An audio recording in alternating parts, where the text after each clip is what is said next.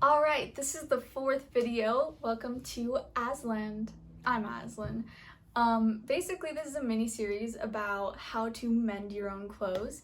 This video is going to be about doing a whip stitch. No, that's not a dance move. Gosh. Basically, the part that uses a whip stitch is this little tie right here, this little bow. So basically, I didn't do a very good job, so maybe we might redo this video at some point, and do like a whip stitch somewhere else. This tie, I made it like with 2 layers of fabric, right? And then I just whip stitched them together, and then I tried to flip it inside out, and it didn't go amazingly. So basically, I'm just gonna be showing you and teaching you how to do it, especially on a small scale. So I think the whip stitch can actually be used for a lot of different purposes, like fixing the hem of your shirt if like it separates, like sometimes the thread comes out of your shirt, right? And then it starts like falling out, you know? Or like the hem starts opening. And you can just use a really quick whip stitch to sew that back up, and it just looks pretty much like normal, right? You can also use it for decorative reasons. I love a decorative stitch. It just like makes your clothes your own, right? You can also use it on the hems of your pants, or if you have like the seam of your shirt or the seam of your pants like opening up, you can totally just like take a needle and thread and stitch that up real quick. Okay, for a whip stitch, you don't need anything special, so let's head into the video.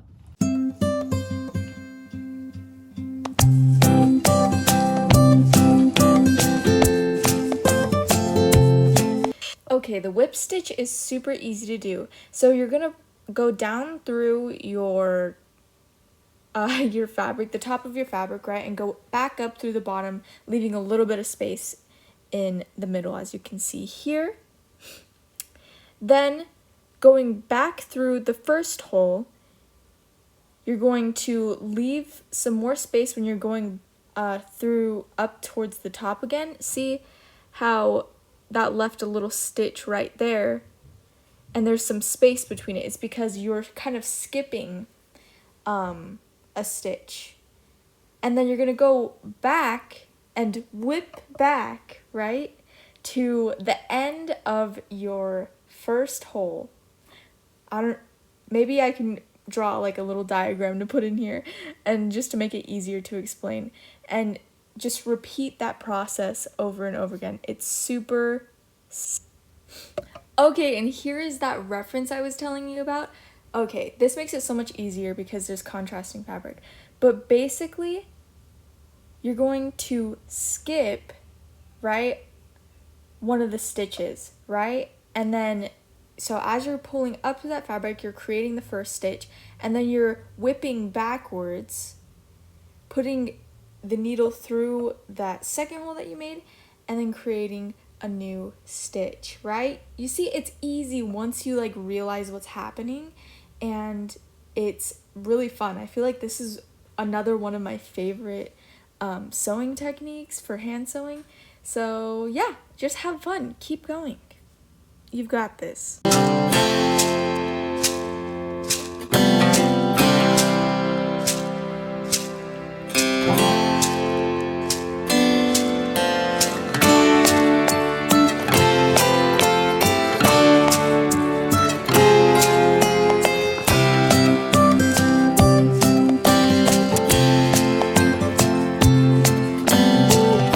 Alright, hopefully that helped, and yeah, keep going, you got this.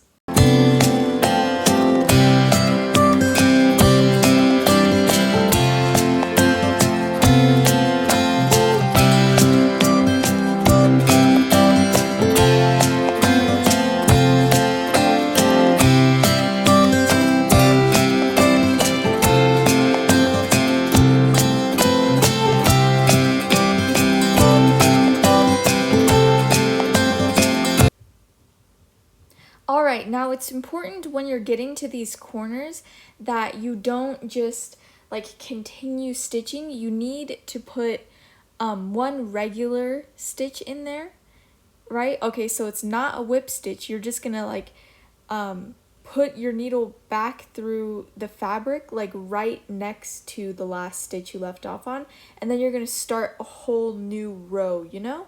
Like kind of start over with your whip stitch. That's gonna give you the best results on your corners.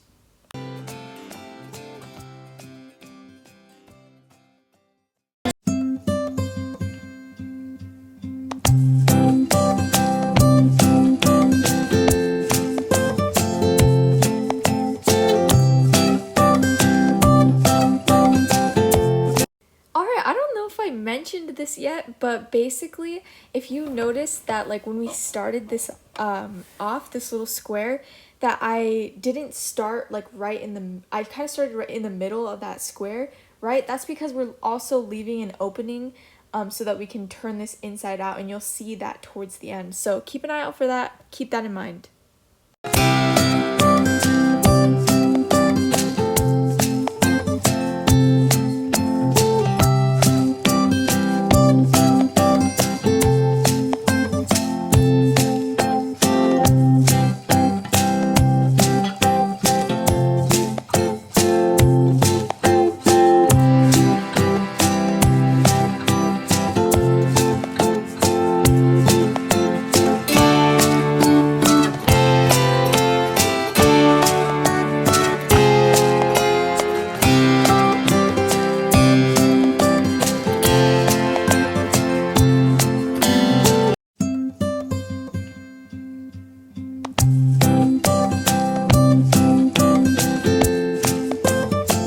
Alright, another tip that I have is to just make sure your stitches are really close to each other. Like you don't want these to be like too long, because it'll make it harder for when you're trying to turn this inside out, right? Because we're not leaving it like this. We're gonna eventually turn it inside out, but you want to just make sure that your stitches are tight and close together.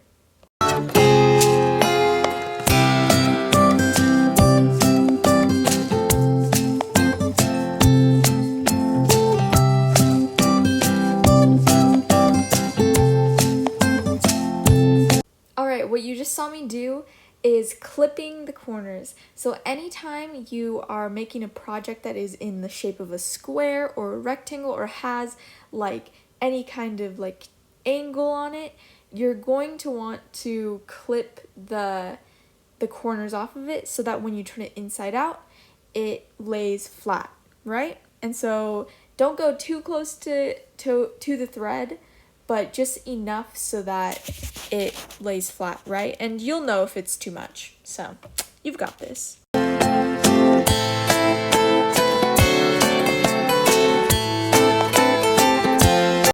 Alright, we just turned it inside out, and then right here, you're gonna start seeing how we fold this up.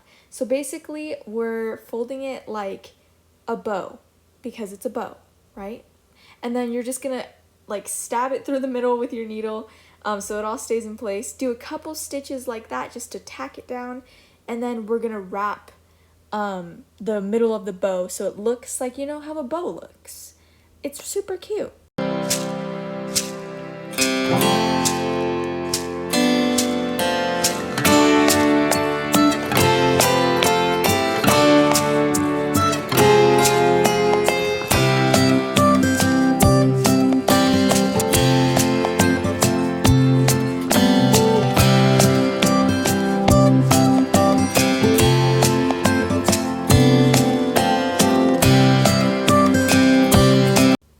Like I said before, this bow is not perfect, but you can put it wherever you want. It's super cute still, and it looks very homemade, so I kind of like it.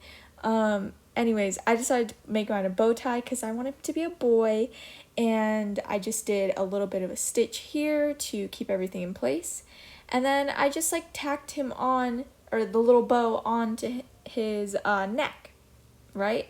That's super easy too. You just kind of do the same technique that we did with the button. Super simple. Just go ahead and watch.